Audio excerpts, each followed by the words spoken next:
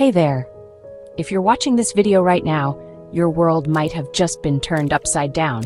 That calendar invite from HR, the conference room with too many serious faces, the surreal feeling of packing up your desk while colleagues awkwardly avoid eye contact. I've been exactly where you are. I remember sitting in my car afterward, hands still shaking on the steering wheel, wondering, what now? What just happened to my life plan? After 15 years navigating the corporate world, from sales leadership to analytics and financial planning across Fortune 500 companies, I've not only survived being laid off myself, but helped my friends and colleagues turn this exact moment of crisis into unexpected opportunity. Here's what nobody tells you when they hand you that separation packet. The next 72 hours will shape everything that follows. The specific actions you take in these 3 days can dramatically impact your financial stability, your professional reputation, and how quickly you land your next role, often one that's even better than what you just lost. I'm going to walk you through exactly what to do, hour by hour, to transform what feels like an ending into a powerful new beginning. This isn't generic advice. These are the exact steps I used myself and have refined by guiding others through this same journey. Your first 24 hours is all about damage control and collecting what you need before doors close. Hour 1 to 2, process the news and exit gracefully. When you first hear the news, take a deep breath. I still remember the tightness in my chest and the flood of questions racing through my mind. This is not the time for an emotional reaction, even though it's perfectly normal to feel shocked, angry, or betrayed. Instead, I learned to ask clear, practical questions. What severance am I being offered? When is my last official day? How will my benefits be handled? What happens to unvested stock options or pending bonuses? Who can I use as a reference? Write everything down. Trust me on this. Your brain is processing trauma, and details will slip away that you'll need later.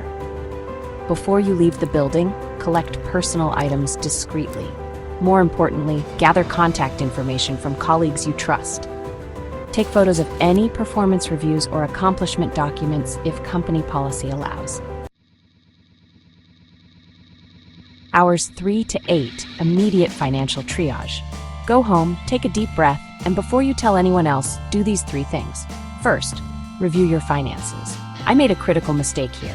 I thought my emergency fund would last twice as long as it actually did. Calculate your runway. How long can you survive without income? Check your emergency fund, severance details, and unemployment benefits eligibility.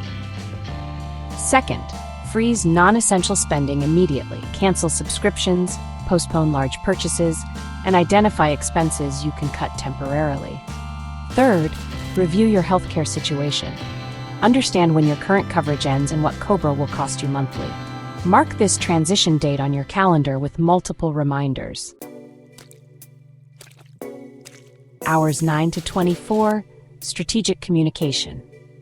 Now it's time to control the narrative. Draft a brief, professional message about your departure. Something like, I wanted to let you know that due to the recent company restructuring, my position has been eliminated. I'm grateful for my time there. Here is my personal email. I would love to connect in the near future and explore new opportunities. Send personalized versions to your closest professional contacts. This isn't asking for help yet. It's simply informing your network before they hear it elsewhere. And please, don't post anything on social media yet. The emotions are still raw, and even subtle negativity can damage your reputation. With immediate concerns addressed, the next 24 hours are about positioning yourself for what's next. First, document everything about your recent role while it's fresh. Key projects, outcomes, metrics, and achievements. This isn't just for your resume. It's to combat the self-doubt that often follows a layoff. When I was laid off from my analytics position, I felt like my professional identity had been erased overnight. So I created what I call a career inventory, a detailed spreadsheet listing every major project, the problem it solved, the skills I used, the quantifiable results, and key contacts. Looking at this concrete evidence of my value helped me regain my confidence when I needed it most. Later, it became my secret weapon in interviews. Next, conduct an honest assessment of your current marketability. What skills are most in demand in your field right now? Which of your experiences align with growing industries? Where are the gaps you could potentially fill with quick upskilling? This isn't about reinventing yourself overnight. It's about identifying your most marketable current assets while recognizing areas for strategic improvement. Despite years working for Fortune 500 companies, the question of what would I do if I am laid off was always in the back of my mind. I continuously accumulated skills in corporate storytelling, strategic project planning, analytics implementation, and communication. Though I was devastated at the moment of my layoff, underneath that shock was a quiet confidence that I had skills others would value. That foundation helped me land a better position within 6 weeks. Now, intentionally activate your support system. Reach out to 3 to 5 trusted former colleagues or mentors who can provide industry perspective. Reach out to one friend or colleague who won't tolerate excuses and will hold you accountable for your weekly goals.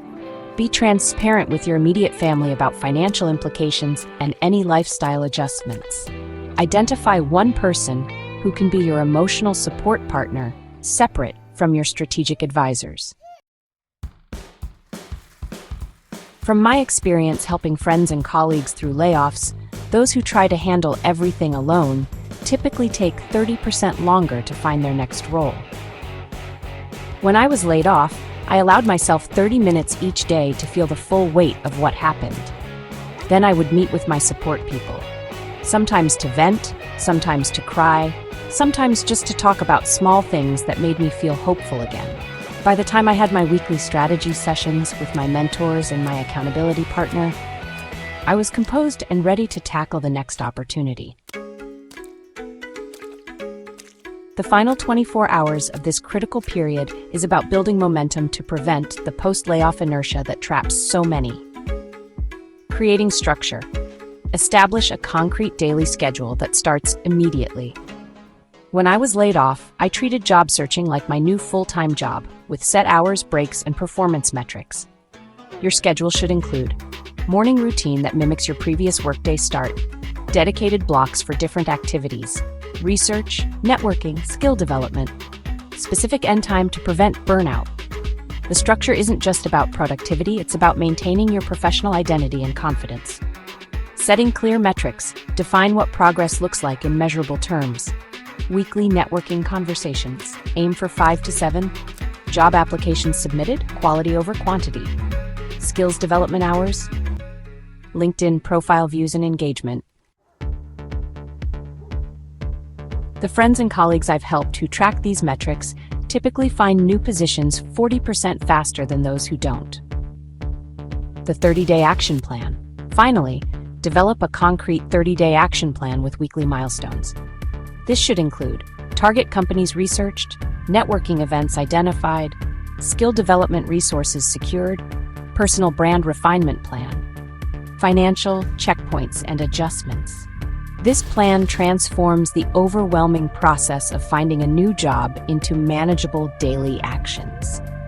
When I was laid off, I immediately began working with a career coach. We would meet midweek to review my progress, number of people reached, companies targeted, coffee chats completed, and interviews set up. Then we would establish goals for the next week, which I would review daily to keep myself accountable.